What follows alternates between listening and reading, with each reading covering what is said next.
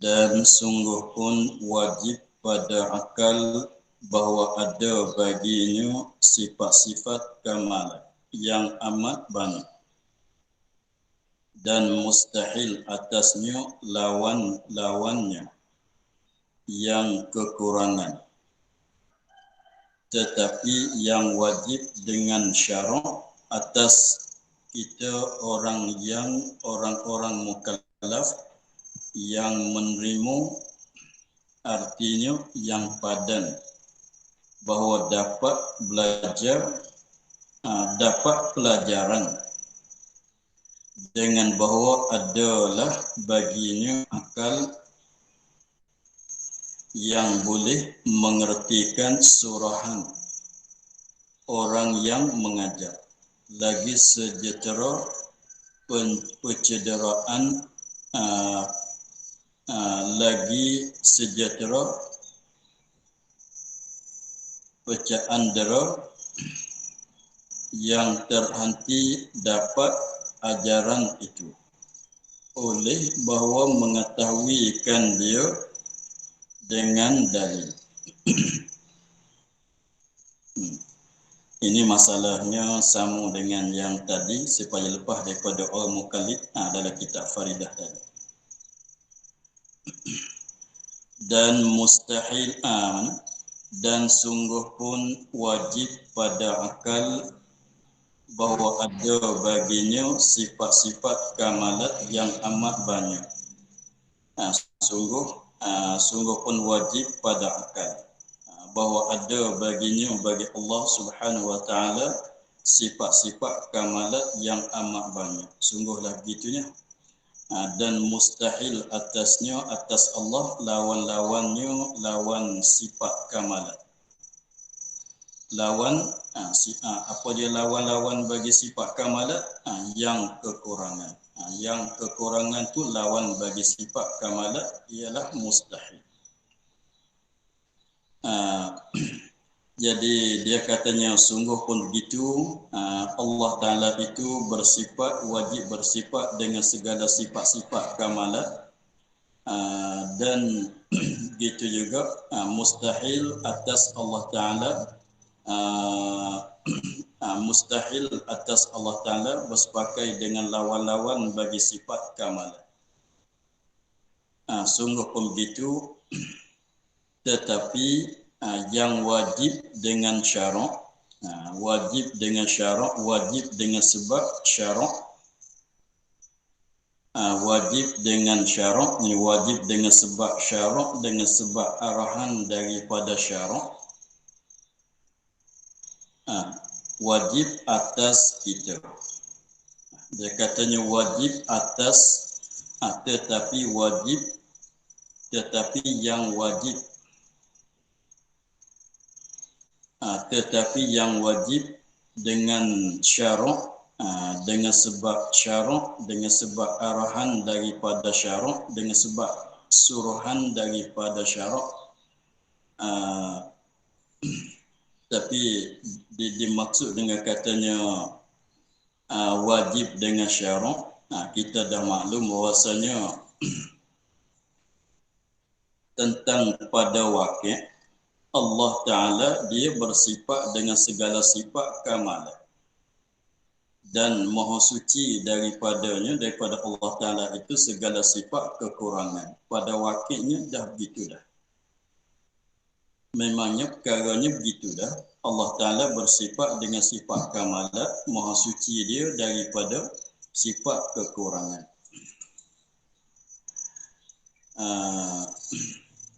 Maka dia katanya Allah Ta'ala memang dah begitu.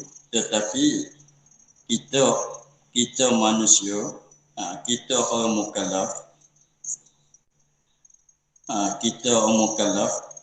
maka wajib di atas kita kena tahu benda-benda itu. Kena tahu perkara yang itu apa dia. Allah Ta'ala bersifat dengan sifat kamalat, wajib, mustahil bersifat dengan lawan, itu wajib di atas kita kena tahu. Tetapi wajib kena tahu dengan benda itu saat itu dengan sebab bangkitan syarak. Walaupun Allah Ta'ala itu bersifat dengan sifat kamalat, itu perkara akli, perkara yang didapat dengan akal. Mustahil pada Allah atas Allah Ta'ala dengan segala perkara yang kekurangan, yang lawan bagi sifat kamalat, itu pun benda yang akli juga. Benda yang kita boleh reti dengan akal. Maka manusia pada suatu ketika ada akal saja, tetapi tidak ada syarak. Suatu ketika manusia ada akal saja, tetapi tidak ada syarak.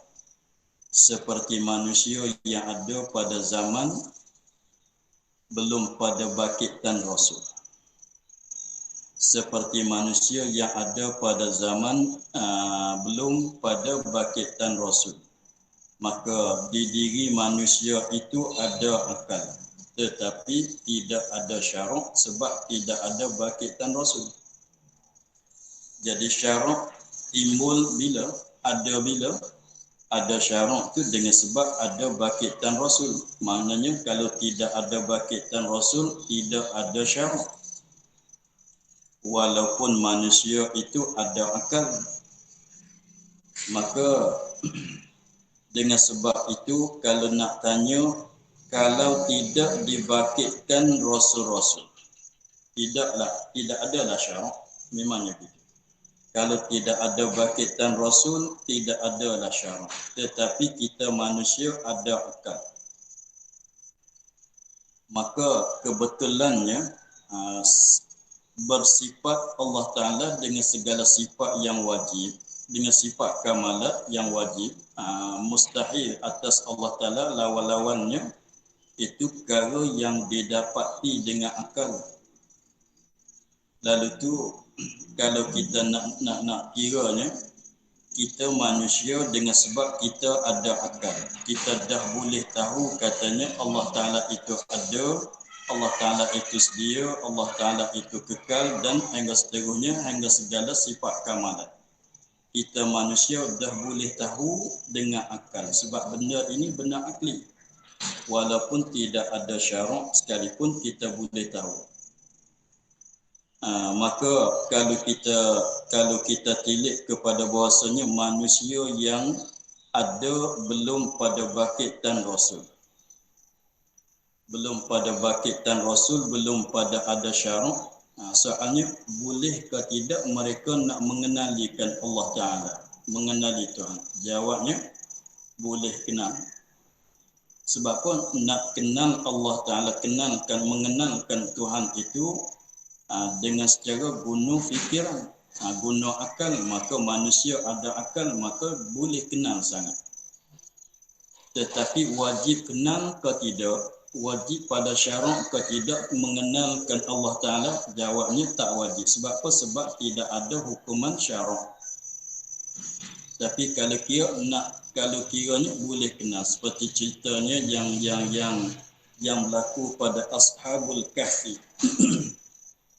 Ashabul Kahfi, cerita dia mengenal Allah Ta'ala dengan guna akal mereka.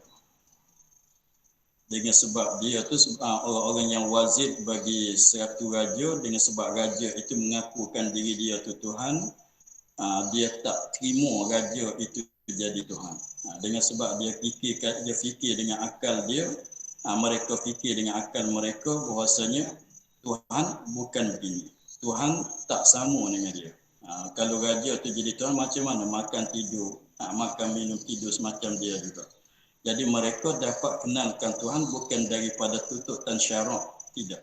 Dengan mereka fikir dengan akal mereka. Jadi soalnya kita boleh mengenalkan Allah Ta'ala dengan guna akal. Semata-mata ada akal, boleh dah mengenalkan Allah Subhanahu Wa Ta'ala. Sebab akal kita, sebab kenal Allah Ta'ala dengan akal. Tetapi wajib kenal ke tidak? Wajib mana ada tuntutan ke tidak? Maka jawabnya tidak ada tuntutan. Sebab tidak ada hukum syarak yang menuntut kepada kita mengenal. Sebab itulah kalau orang yang belum pada bangkitan Rasul seperti orang jahiliyah, tak salah mereka tak kenal Tuhan. Sebab apa? Sebab tak ada wajipan di atas mereka mengenal Tuhan. Mereka tak kenal Tuhan, metuhankan kepada yang lain daripada Allah sekalipun, tidak ada kesalahan bagi mereka. Sebab apa? Tidak ada hukum wajib, hukum syarak tidak ada, sebab syarak tidak ada sebab belum dibangkitkan Rasul-Rasul. Sebaliknya kita yang masa sekarang duduk di dalam masa bangkitan Rasul, akal pun ada. Akal kita ada juga, kita duduk dalam keadaan dalam masa bangkitan Rasul. Apabila katanya kita ada akal, dah boleh mengenal Allah Ta'ala. Siapa yang tidak ada akal, tak boleh nak mengenal Allah Ta'ala. Kita orang yang ada akal, boleh mengenal Allah Ta'ala dengan secara kita fikir dengan akal kita. Lagi pulanya, dengan sebab ada tekanan daripada syarak, mengenal. Akal alat untuk nak mengenal Allah Subhanahu Wa Ta'ala. Syarak untuk tekanan kita pada mengenalkan Allah. Sebab itulah katanya tetapi yang wajib dengan syarak. Dengan sebab ada bangkitan syarak, dengan sebab dibangkitkan Rasul menyampaikan hukum syarak, wajib atas kita orang-orang mukallaf. Kita ni siapa? Orang-orang mukallaf. Kita orang mukallaf mana? Yang menerima mukallaf, kita orang yang mukallaf yang menerima. Apa makna yang menerima? Artinya, arti menerima padan, patut padan, layak. Menerima patut padan, layak, bahawa dapat pelajaran, dapat faham apa yang dia belajar. Orang mukallaf yang ada kelayakan untuk nak faham, untuk nak retikan apa-apa yang dia belajar.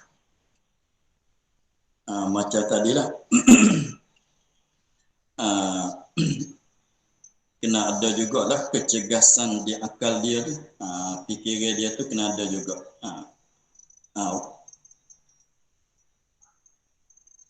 Dengan bahawa ada baginya, ni taswir bagi terima pelajaran. Dengan bahawa ada baginya akal. Tapi maksud akal di sini akal tamyiz, bukan akal lawan gila. Dia akal yang nak jadi mukallaf, akal lawan gila. Akal gharizi. Kalau tak ada akal gharizi, kita panggil orang gila. Orang hilang akal, itu gharizi. Itu orang gila. Maknanya akal tabiat, akal dengan mana tabiat perangai. Maka itu akal gharizi lawannya gila. Ada akal gharizi tak gila. Kalau hilang akal gharizi, maka orang itu jadi gila. Tapi di sininya wajib kena mengetahui yang terima, yang layak untuk nak faham, untuk nak retikan pelajaran mata-mata pelajaran dia tu dengan mana ada bagi dia ni akal. Ni akal tamyizi. Akal tamyizi maknanya mudah-mudah cakapnya kalau tak ada akal gharizi panggil orang bodoh. Panggil orang bodoh, orang lembab tu lah. Maknanya kepitaran akal tu ada. Dia bukan orang gila. Dia bukan orang gila tetapi kepitaran akal dia tu tidak ada. Gitu. Dengan bahawa adalah baginya akal, yakni akal tamyizi. Bukan akal gharizi. Adalah baginya akal yang boleh mengertikan surahan, yang boleh mengertikan surahan, yang boleh faham, boleh fahamkan surahan-surahan, huraian-huraian dengan guna akal tamyizi tadi. Surahan orang mengajar, orang yang mengajar, guru-guru yang menghurai, guru-guru yang mengajar, dia boleh faham. Dengan maknanya kalau dia tidak ada langsung akal, walaupun akal gharizi sekalipun tidak ada, maka itu tak jadi orang mukallaf. Sebab dia orang gila. Sebab nak jadi mukallaf akil dan balik. Akil dan balik, akal itu mana akal gharizi, tabiat. Kalau tak ada akal itu kita panggil orang gila. Tetapi apabila ada akal gharizi, manusia yang ada akal gharizi tadi itu dibahagi pada dua pula. Apabila ada akal gharizi maka terbagi pada dua pula. Setengahnya ada akal gharizi tetapi tidak ada akal tamyizi. Ada akal gharizi tetapi tidak ada akal tamyizi. Maka dia ni kita panggil orang yang lemah lah. Jadi susah kalau dia tu kita nak cakap benda dalam-dalam dengan dia tu dia tak nak faham. Tapi bukanlah dia tu orang gila. Tapi kalau nak suruh dia kira bilangan yang banyak-banyak, gelaplah dia, tak boleh nak jawab. Dengan sebab dia tu tak ada akal tamyizi. Tapi kalau ada akal tamyizi, tentu dia boleh faham akan apa-apa yang disurahkan dan dihuraikan kepada dia. Apa tu tengoklah pula kuat atau tak kuat akal tamyizi. Jadi nisbah akal itu kita ingat gitulah. Manusia dengan cara tahap yang pertama ada akal gharizi atau tidak ada akal gharizi. Kalau tidak ada akal gharizi, kita panggil orang gila. Itu tak jadi orang mukallaf. Kalau ada akal gharizi, maka jadi orang mukallaf. Yang ada akal gharizi itu dibahagi kepada dua pula. Dibahagi kepada dua pula. Mana? Satunya ada akal tamyizi, satu laginya tidak ada akal tamyizi. Yang tak ada akal tamyizi pun orang mukallaf, yang ada akal tamyizi pun orang mukallaf. Maka kalau tak ada akal tamyizi, walaupun dia mukallaf, tapi tak wajib dia mengetahuikan dalil. Maka orang yang wajib datang dia mengetahuikan. Jadi maknanya orang yang tidak ada akal tamyizi wajib dia kenal Tuhan saja, wajib dia kena tahu kata Tuhan ada, Tuhan sedia hingga akhir. Dalil tak payah, tak wajib data dia tu tahu sebab dia bukan ahli mengertikan dalil. Sebab dia tidak ada akal tamyizi. Apabila orang itu ada akal tamyizi, maka dia nak tahu mana kata orang ini ada akal tamyizi. Tahunya apabila dihuraikan kepada dia akan apa-apa perkara, dia boleh faham. Dia boleh faham. Itulah orang yang ada akal tamyizi. Patu orang yang ada akal tamyizi, maka akal tamyizi inilah setengah orangnya kuat. Tu katanya orang bijaksana. Setengahnya orang tu ada akal tamyizi tapi tak begitu kuat. Ada tapi tak begitu kuat. Maknanya kebijakan dia tu kurang. Gitulah. Tapi ala kulli hal syaratnya nak jadi wajib di atas dia mengetahuikan dalil itu kena ada akal apa dia? Akal tamyizi saja. Kuat tak kuat sama. Maka nak tahu kata siapa yang ada akal tamyizi, maka caranya ia katanya boleh mengertikan surahan orang yang mengajar. Apabila kita surah kepada dia, kita hurai kepada dia, kita kupas kepada dia, dia boleh reti, dia boleh faham. Maka itu orang yang ada akal tamyizi.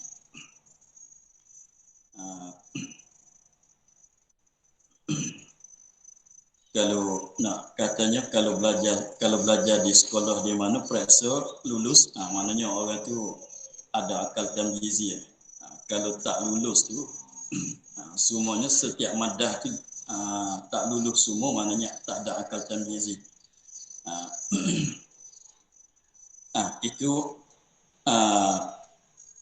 orang yang mukallaf yang ada baginya akal, yakni akal tamyizi yang boleh mengertikan surahan orang yang mengajar. Kait satu laginya lagi sejahtera pecaandera. Lagi sejahtera pecaandera. Pecaandera mana? Yang terhenti dapat ajaran atasnya atas pecaandera. Selain daripada dia kena ada akal tamyizi, dia kena ada pecaandera yang terhenti dengan pecaan itu untuk nak fahamkan apa yang dia belajar. Dikatakan pecaandera di sininya ialah pendengar ataunya pelihat. Dia kita dah maklum pecaandera ni ada 5 kan? Ada 5. Nak boleh tahu, nak boleh dapat dengan apa-apa tu kita kena ada pecaandera. Tetapi yang maksud di sini ada mana-mana satu daripada pendengar ataunya pelihat. Dengan maknanya akal orang itu dah ada akal tamyizi. Orang itu dah ada akal tamyizi. Lagi pulanya dia dengar. Kalau kita bercakap dia dengar walaupun dia tak nampak. Dah wajib dia tahu dari. Artinya dia dah ada akal tamyizi. Tetapi dia tak dengar. Kalau kita bercakap dia tak dengar. Tetapi kalau kita tunjuk-tunjuk pada dia, kita isyarat-isyarat buat tangan begini, dengan tangan, dengan muka, dengan mulut, dia faham. Dengan secara melalui melihat dengan mata. Maka wajib. Sekiranya kalau tidak ada kedua-dua, walaupun dia tu ada akal tamyizi, cidiklah dia tu. Cidiklah dia tu, bijaklah dia tu, tetapi dia orang tak dengar, dia orang tak nampak. Telinga dia tak dengar, mata dia pun tak nampak juga. Maka tak wajib sebab tak tahu kita nak urai ke dia macam mana. Nak buat macam mana pada dia. Itu jadi lepas lah. Walaupun ada jalan kan, ada jalan kita tulis di tangan dia, maka itu jadi agaknya susah. Sebab orang ini orang yang tak dengar, orang yang tak nampak, kalau dia tu nak boleh tahu sejuk panas dia boleh tahu, masin manis dia boleh tahu, bau busuk, bau harum dia boleh tahu. Orang ini orang yang tidak mata tak nampak, telinga tak dengar, kalau kita tanya, kalau kita kira tu sejuk panas dia boleh tahu, sebab tahu sejuk panas tu dengan secara sentuh. Masin manis dia boleh tahu dengan secara dia rasa dengan lidah. Bau harum, bau busuk dia boleh ambil tahu dengan secara hidup. Tetapi 3 perkara tu tak boleh nak buat guna untuk belajar. Nah, lidah tak boleh guna untuk belajar. Sebab lidah boleh guna sekadar apa dia? Rasa-rasaan saja. Pencetus kulit-kulit kita tu boleh tahu sejuk, panas, lembut, keras, licin, itu boleh tahu. Maka nak satu syarat laginya selain pada dia tu ada akal tamyizi, dia mesti kena ada mana-mana satu daripada pendengar ataunya pelihat. Apabila dah cukup benda itu, ada akal tamyizi, ada mana-mana satu daripada pendengar dan pelihat, dia dengar saja atau dia nampak saja, kalau ada kedua, sepenuh. Apabila ada dah dua perkara itu, wajib oleh bahawa mengetahui fa'il bagi wajib tadi. Tetapi wajib dengan syarat atas kita orang mukallaf. Wajib apa? Wajib oleh bahawa mengetahui. Oleh itu maknanya fa'il bagi wajib. Wajib apa? Wajib oleh bahawa mengetahui akan dia. Wajib bahawa mengetahui akan dia, akan yang wajib dan yang mustahil dan yang harus.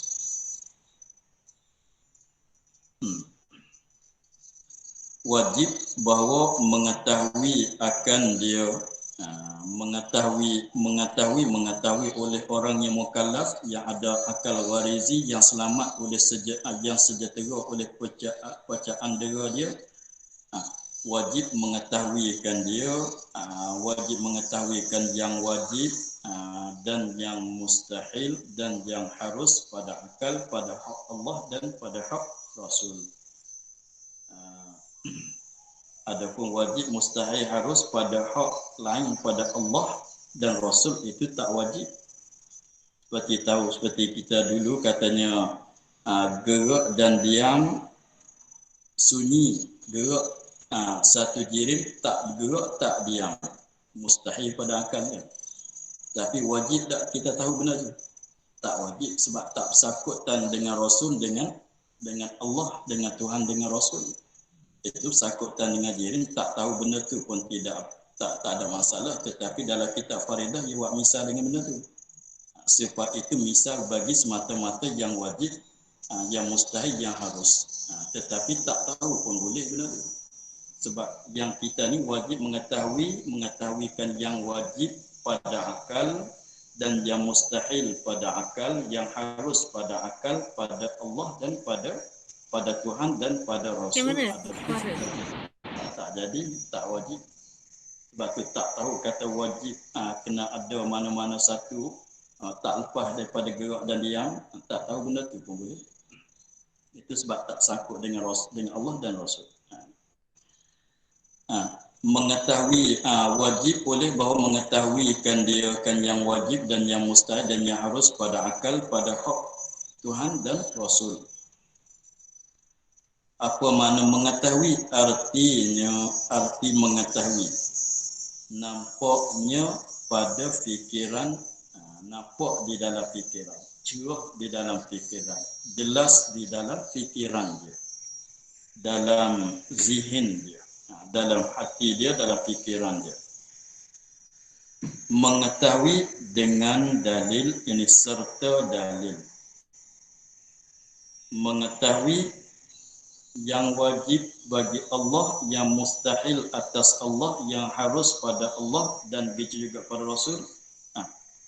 Dan juga mesti mengetahui dalil juga. Jadi macam tadi, selain kata wajib, kita kena tahu kata ada Allah, dan juga kita kena tahu dalil bagi ada Allah. Dua begitu. Kita wajib kena tahu kata mustahil, wajib kita kena tahu katanya mustahil, tak ada Tuhan. Juga kena tahu dalil katanya tak boleh jadi kalau tak ada Tuhan. Dengan dalil, jadi segetar dalil. Jadi maknanya macam tadilah, wajib kena tahu yang wajib bagi Allah dan Rasul dan yang mustahil pada atas Allah dan Rasul dan yang harus pada Allah dan pada Rasul itu untuk nak sah i'tiqad, untuk nak jadikan orang mukmin. Tetapi kena tahu dalil ini supaya apa dia? Supaya nak lepas daripada berdosa orang yang muqallid. Supaya nak lepas pada berdosa dengan sebab bertaklid. Gitu. Jadi mengetahui yang tadi itu untuk nak sahkan iman, tahu dalil ini nak lepas daripada jadi taklid, jadi orang muqallid. Gitu. Iaitu dalil. Dalil-dalil ni apa dia? Iaitu dalil penunjuk. Dalil-dalil ni penunjuk yang dengan penunjuk nyata bagi kita tujuan kita.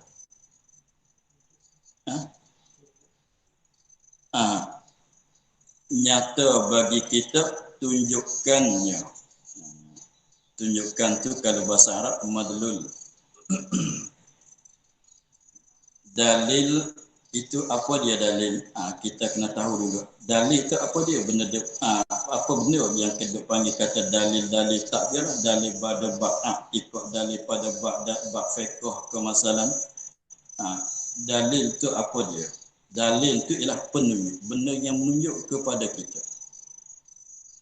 Benda yang menunjuk kepada kita yang dengan sebab penunjuk ni lah nyata bagi kita tunjukkannya.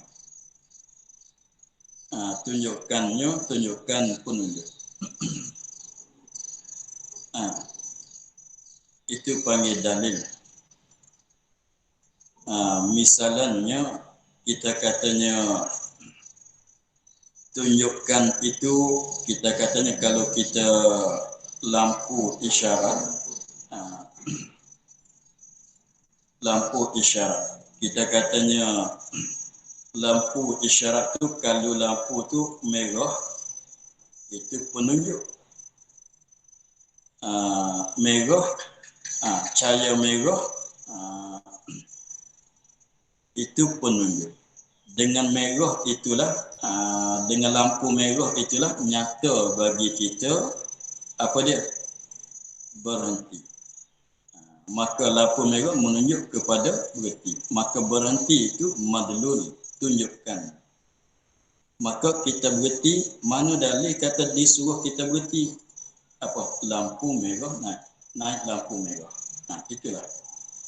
Itu dikatakan dalil. Kalau kita katanya apa dia? Mengantuk masalah. Mengantuk. Kita tengok kawan kita, kau dah mengantuk tu. Kita tahu daripada mana? Ada dalil dia. Apa dia? Menguap tu dalil.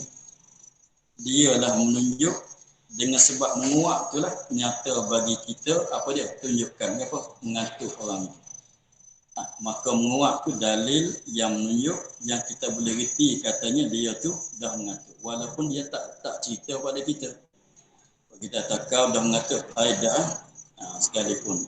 Dia tak mengaku sekalipun, kita dah reti kata dia tu mengantuk. Sebab apa? Ada dalil.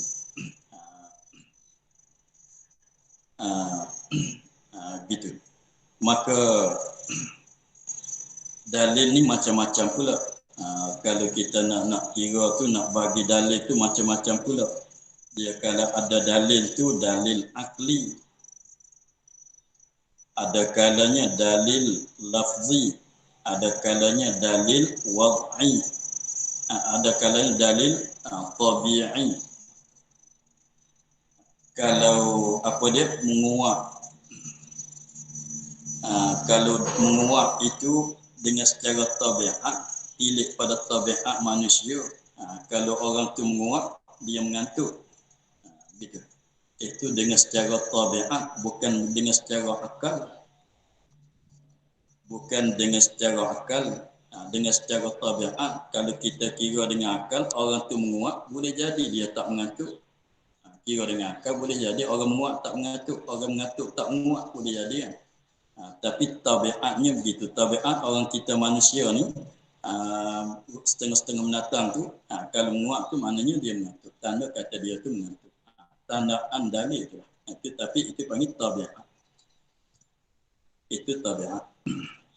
Adapun kalau kata lampu merah tadi menunjuk kepada dengan lampu merah kita boleh reti katanya disuruh berhenti, maka itu dia panggil apa dia?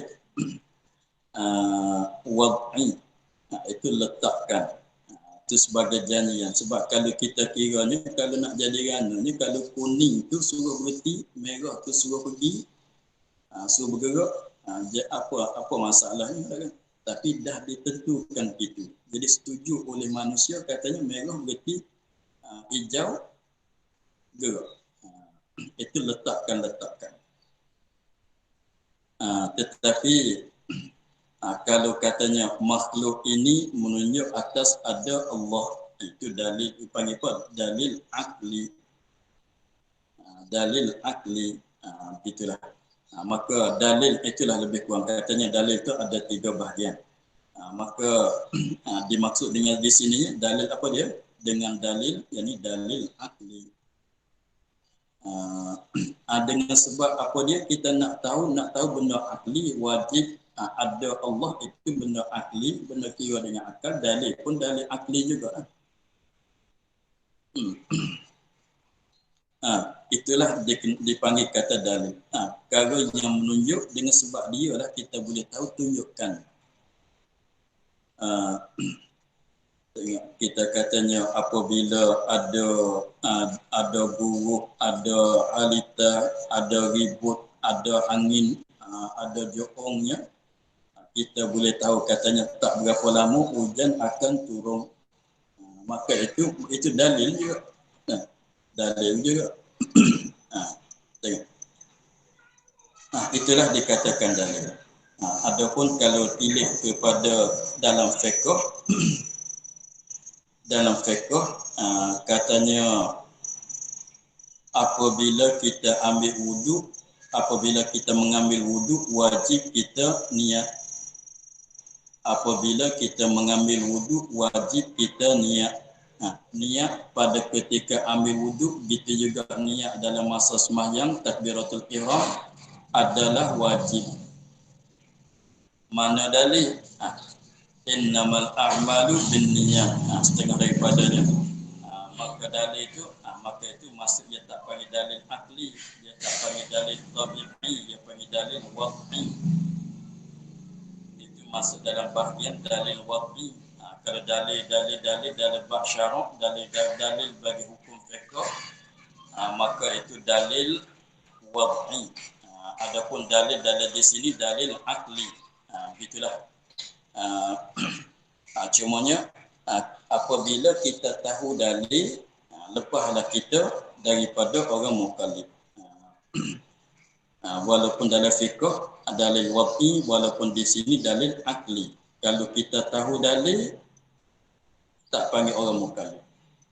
Kalau kita tak tahu dalil, mengikut orang betul-betul, semata-mata mengikut, semata-mata terima kata orang lain, panggil mukallid. Tapi tengok dalam fiqh kita taklid Imam Syafi'i sebab kita tahu hukum tak tahu dalil. Tapi dalil itu dalam bab fiqh dalil wad'i. Di sini tak tahu dalil tapi dalil dia dalil akli. Tak tahu dalil jadi mukallid juga. Begitulah.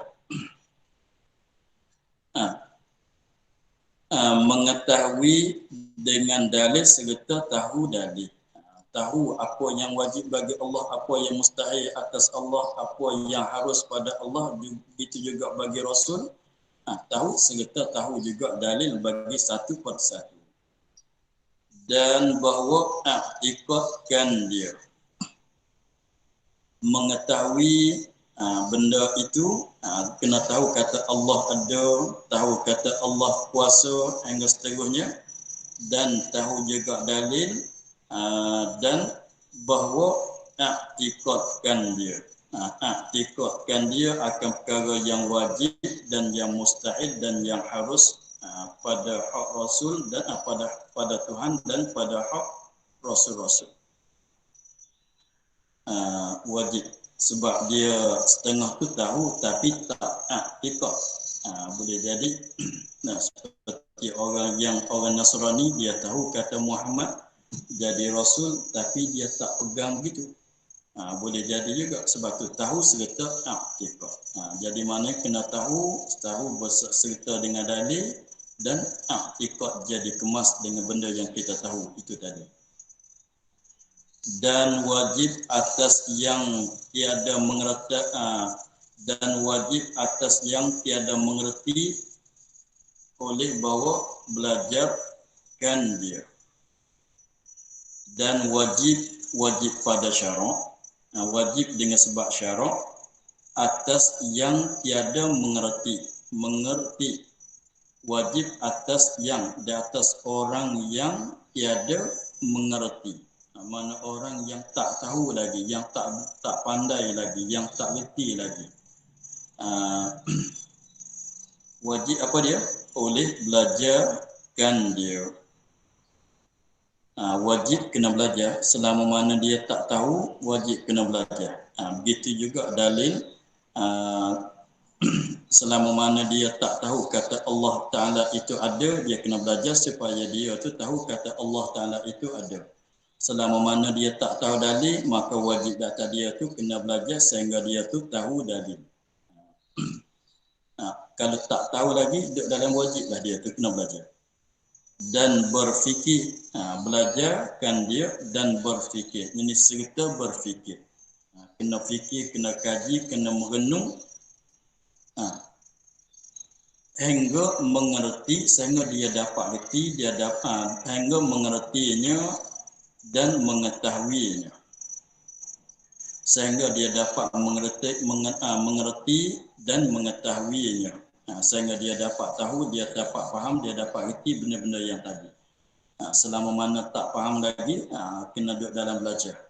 Sebab kita reti, faham, mengetahui itu pemberian Allah Ta'ala, bukan usahaan kita. Yang jadi usahaan kita apa dia? Usaha belajar, usaha berfikir. Sebab tu selama mana Tuhan tak bagi tahu lagi, tak bagi reti lagi, tak bagi mengetahui lagi, selama itulah kita kena usaha belajar dan berfikir.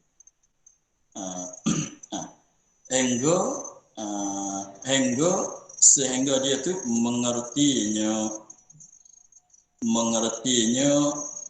sini boleh dua kita nak rujuk. Sehingga mengertinya orang mukallaf. Mengertinya orang mukallaf dan mengetahui oleh orang mukallaf. Boleh kita letak gitu. Artinya hingga mengetahuinya yang wajib, yang mustahil dan yang harus. Itu idhafah masdar kepada fa'il atau idhafah masdar kepada maf'ul. Itulah.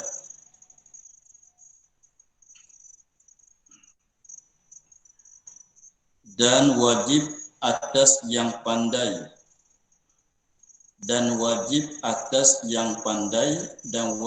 pada syarak juga atas orang yang sudah pandai, sudah tahu, dia pandai dah, dia tahu dah, dia dah reti dah benda-benda yang tadi, daripada kita, orang yang pandai daripada kita orang mukallaf, siapa-siapa saja yang pandai, yang dia dah ada pengetahuan dengan benda yang tadi, wajib datang orang pandai pulanya oleh bahawa mengajarkan orang-orang yang di dalam perintah kita. Orang yang di dalam perintah kita suami, mesti kita kena, yang dah pandai, mesti dia kena mengajar kepada isteri dia, dan anak-anak dia, dan khodam-khodam dia, siapa saja yang di bawah perintahan dia. Kalau dia dah pandai, kalau anak buah dia tak pandai lagi, tak tahu lagi, maka wajib data dia tu kena mengajar. Kalau dia tak ada masa nak mengajar, mesti kena beri kepada, kena upah, kena apa kepada orang lain. Wajib atas yang pandai, yang sudah pandai, yang sudah tahu dengan perkara yang tadi, dia dah dalil, dia dah tahu, dia dah mengetahui, dia dah tahu dalil, dan dia iktikad dia pun dah kejap dah semua, dah pandai apa semua, maka dia tu wajib dah atas dia. Kalau ada orang yang di dalam kereta ada dia tak tahu lagi, tak pandai lagi, maka wajib dah di atas dia tu mengajarkan orang yang di dalam peretahan kita. Siapa orang yang di dalam peretahan kita? Seperti anak-anak kita dan isteri-isteri dan hamba-hamba saya kalau ada, dan khadam-khadam kita. Bukan saya, bukan hamba, tapi khadam, orang yang berkhidmat dalam rumah kita. Demikian lagi orang yang menutupi belajar daripada kita. Orang ni bukan anak buah kita, bukan orang yang jadi dalam perintahan kita, tetapi dia minta nak belajar bersama dengan kita. Dia minta nak belajar. Kita dah pandai, ada orang yang tak pandai lagi, mari nak minta nak belajar bersama dengan kita. Maka wajib atas kita kena tunai permintaan kita. Wajib data kita orang pandai. Sekiranya kalau ada orang yang tak pandai itu minta nak belajar bersama dengan kita, wajib kita kena tunai. Kalau tidak berdosa. Tapi itu di atas syarat dia minta nak belajar bersama dengan kita. Lagi pulanya kalau dia tak belajar dengan kita, dia tak boleh belajar dengan orang lain. Kalau kita katanya kalau di tempat itu tidak ada orang lain melainkan kita saja, maka wajib fardu ain data kita kena mengajarkan yang lain yang tak pandai lagi. Tetapi kalau ada di satu kawasan itu, di satu tempatan itu, orang yang pandai itu beberapa orang, maka wajib di atas siapa-siapa daripada orang pandai itu mana-mana seorang belajar, mengajarkan. Apa fardu kifayah. Kalau ada seorang saja yang pandai, fardu ain di atas dia kena mengajar. Tetapi kalau tempatan itu yang pandai itu ramai, ada 10 orang masalah, maka wajib di atas mana-mana seorang daripada orang pandai itu sanggup mengajar akan yang tak pandai. Gitu. Itulah yang wajibnya. Dengan jalan tafsil.